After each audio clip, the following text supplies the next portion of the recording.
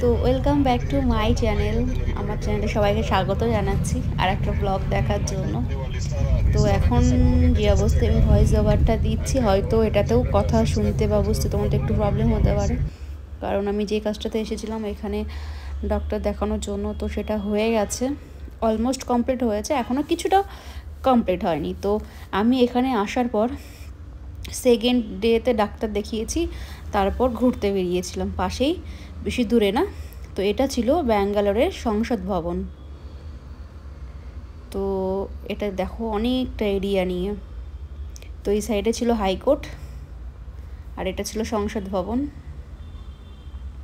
তো জায়গাটা না মানে প্রচুর সুন্দর, আর রাস্তার উপরেই, মেন রাস্তার উপরেই।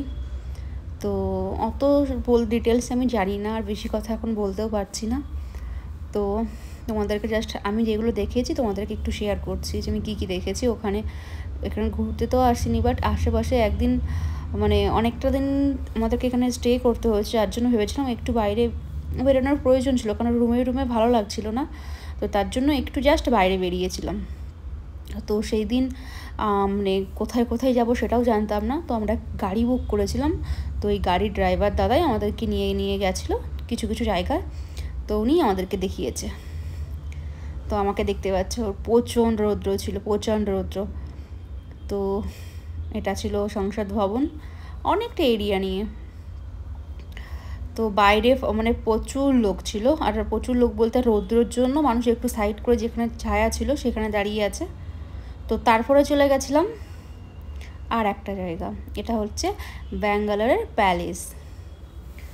এটা হচ্ছে ব্যাঙ্গালোরের প্যালেস, মানে মানে দেখার মতো একটা জায়গা ছিল মানে। বাট ভিতরে আমরা যাইনি, কারণ ভিতরে সেই দিন ছিল কোনো কারোর বিয়ে ছিল, কোনো মন্ত্রীর ছেলে হোক বা কোনো ব্রিটিশ, ওদের মানে কোনো এঙ্গেজমেন্ট হোক বা কোনো প্রোগ্রাম ছিল, সেই জন্য ডেকোরেশন করা ছিল। এই যে আমরা জাস্ট ডোর পর্যন্ত গেছিলাম এই দৃশ্যটা দেখে, আর বাইরে থেকে আমরা চলে এসেছিলাম। মানে কিন্তু জিনিসটা দেখার ছিল, খুবই সুন্দর ব্যাঙ্গালোর প্যালেস। তো প্যালেসটা চলো আর একবার একটু দূর থেকে দেখিয়ে দিচ্ছি। খুবই সুন্দর, পুরোনো জামানার মানে পুরোনো দিনের আমাদেরকে বলছিল, অত তো বুঝতে পারিনি, বাট পুরোনো দিনের। এখানে নাকি দুর্গাপুজোও হয় বাঙালিদের। আর এটা হচ্ছিল কোথাকার রাজা, মসুরের রাজা না কোথাকার রাজা, তাদের প্যালেসে তাদের বংশ এখনও আছে ওখানে। বাট এটা প্যালেসটা এখন ওরা ভাড়াতে দিয়ে দেয়, কোনো অনুষ্ঠানে প্রোগ্রামে ওরা ভাড়া দিয়ে দেয়। তো সেদিন কোনো প্রোগ্রাম চলছিল, সেই জন্য এত ডেকোরেশন চলছে। তো মানে জিনিসটা সত্যি দেখার মতো, খুবই সুন্দর ছিল। তো সেই দিন আমরা এটা দেখেছি, দেখার পরে আরও 2-3 জায়গায় গেছিলাম, বাট সম্পূর্ণ ডিটেলস আমি জানি না, কারণ সব কিছু আমি চিনি না। আমাকে যেটুকু বলেছে, এখন যেটুকু মনে আছে আমি সেইটুকু তোমাদেরকে জাস্ট বলছি।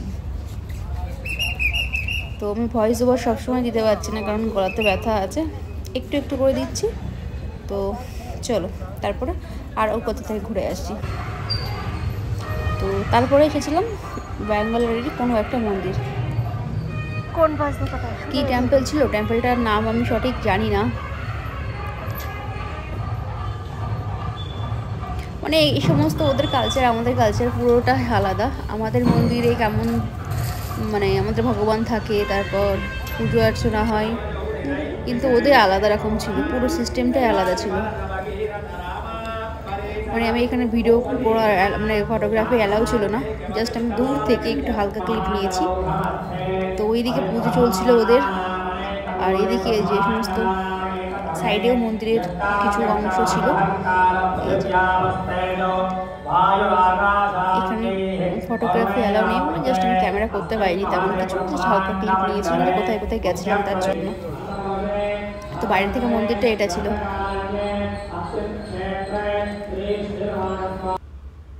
তো ওখানকার প্রসাদ হচ্ছে এটা, এই যে এটা টক একটা মানে প্রসাদ, মানে টক, এই যে ভাতটা আমাদের দিকে খিচুড়ি টাইপের হয় ওরকমই প্রসাদ, কিন্তু এটাতে পুরো পুরো টক খাট্টা, এতটা খাট্টা যে তোমার মানে কী বলবো, প্রচুর খাট্টা ছিল। তো ওখান থেকেও আমরা বেরিয়ে পড়েছি। তারপরে চলে এসেছিলাম ইস্কনের মন্দিরে, রাধা কৃষ্ণ মন্দির, যেটাকে আমরা ইস্কনের মন্দির বলে থাকি। আমাদের মায়াপুরেও আছে ইস্কনের মন্দির। তো এই মন্দিরটা ছিল না অনেকটা এরিয়া নিয়ে, আর অনেকটা উঁচু বড়। তো আমাদেরকে একটা ওভারব্রিজ ক্রস করে তারপরে ওই দিকে যেতে হবে। তো চলো, তো লাইন দেখো, এখান থেকে ঘুরতে ঘুরতে ঘুরতে ওই মন্দিরে যাব আমরা, মন্দিরের চূড়াটা থেকে উঠবো। অনেকটা হাঁটতে হয়েছিল। আর যেদিন এই গেছিলাম ঘুরতে, সেই দিন আমার গলাতে কোনো অপারেশন হয়নি, তো গলা দেখতে পাচ্ছ ঠিক আছে, কিন্তু এখন বর্তমানে গলাটা ঠিক নেই, কথা বলতে একটু প্রবলেম হচ্ছে। ইস্কনের মন্দির, তো দেখো মন্দিরটা বাইরে থেকে খুবই বড় আর খুবই সুন্দর। তো চলো, আমি বেশি কথা বলছি না, তোমরা জাস্ট ইস্কনের মন্দিরটা ঘুরে দেখে নাও।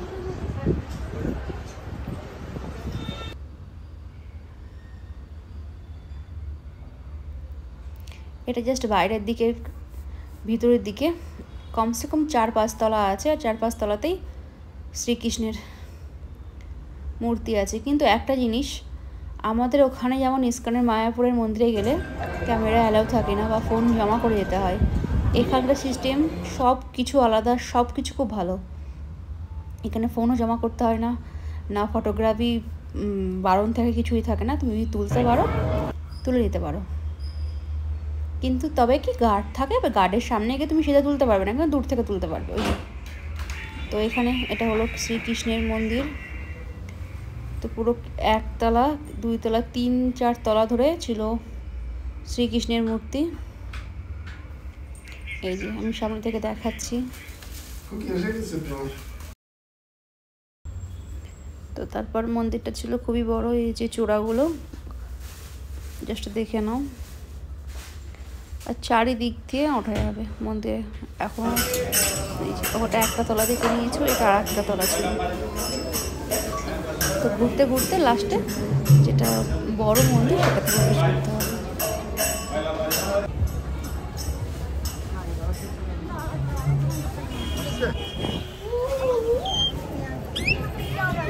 তো সেই দিন ছিল প্রচণ্ড রৌদ্র।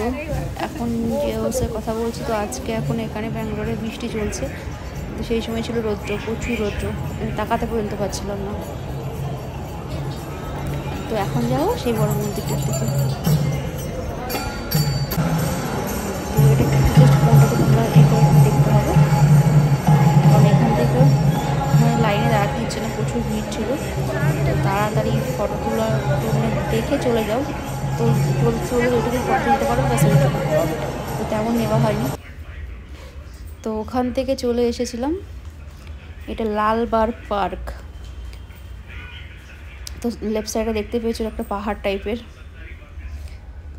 তো এটা একটা পাহাড় ছিল হয়তো, আগে জানি না সঠিক।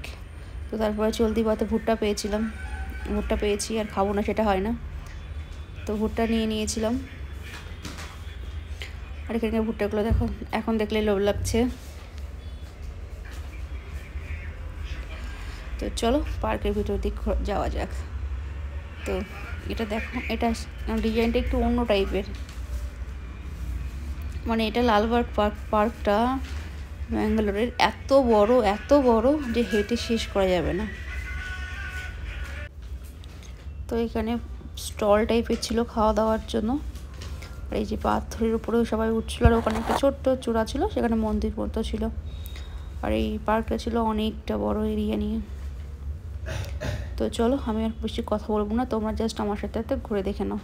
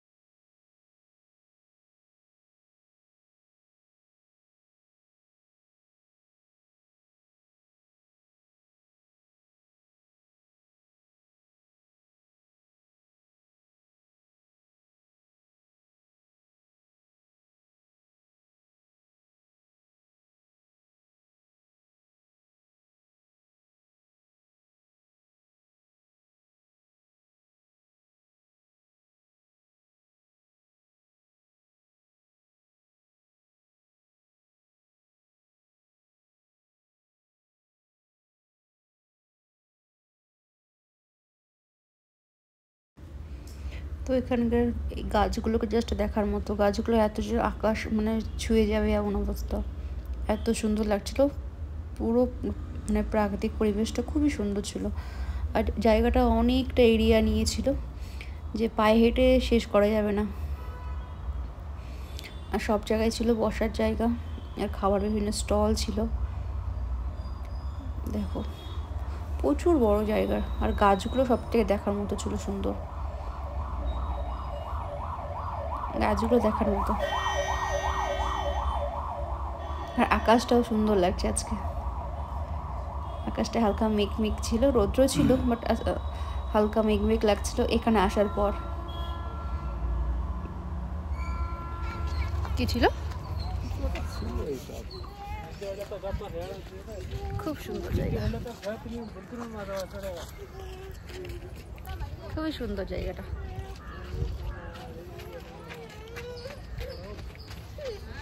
পিছনে গাছগুলো এত বড়, ওটাই সুন্দর লাগছে বেশি। এটা একটা মেঘ, একটা ঘর টাইপের। চলো কি গাছ এটা? হবে কোনো গাছ?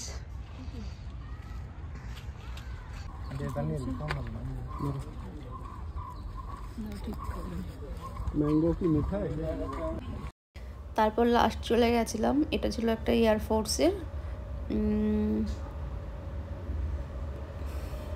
তো এটা ছিল একটা এয়ারফোর্সের মিউজিয়াম, যেখানে এই প্লেনগুলো বা ফাইটার জেট বা এরোপ্লেন যেগুলো সব ল্যান্ড করা দাঁড়িয়ে আছে। বাট এগুলো ডুপ্লিকেট না, এগুলো অরিজিনালি, বাট যেগুলো খারাপ হয়ে গেছে সেগুলোকে এখানে স্ট্যান্ড করে দিয়েছে, কারণ এগুলো টিকিটের সাহায্যে মানুষ দেখতে যাবে। সেজন্য ওই খারাপ যেগুলো পুরানো, অনেক পুরানো হয়ে গেছে, সেইগুলোকে এখানে স্ট্যান্ড বাই করে দিয়েছে। এগুলো অরিজিনালি আছে। তো এগুলোকে আমরা টাচ করতে পারছি না, কারণ এগুলো একটু সামনের দিকে রেখেছিল, আর একটা ব্যারিকেড মতো তার দেওয়া ছিল তার জন্য। বাট ভিতরের দিকে আরও আছে, দেখো প্রচুর প্রচুর। একটা হেলিকপ্টার আছে,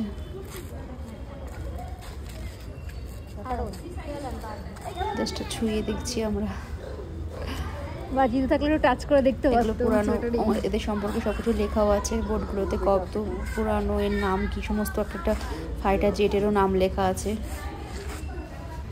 এটা ফাইটার জেট, এই যে এটা HP T-32 এরকম সমস্ত কিছু নাম লেখা আছে। ও একটা মানুষ ফটোও তুলছে, কারণ ওইগুলোতে টিকিট সিস্টেম করে রেখে দিয়েছে ওই মানে মিউজিয়ামটায় যাওয়ার জন্য। সত্যিকারের ফাইটার জেট আমাদের ঘোরা কমপ্লিট হয়ে গেছিল, কারণ ওটা বিকাল, দুপুর প্রায় গড়িয়ে গেছে, বিকাল হব। আরো আছে এখানে, প্রচুর আছে, প্রচুর। একজন ফটো তুলতে ব্যস্ত,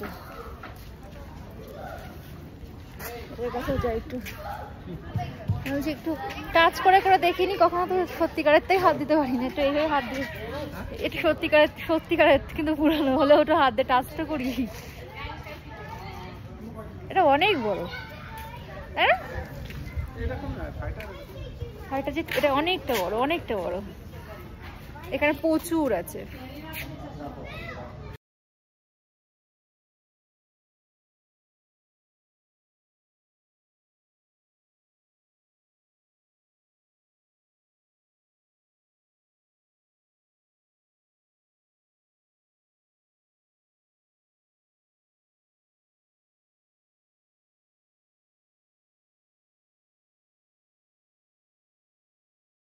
এইভাবে আছে,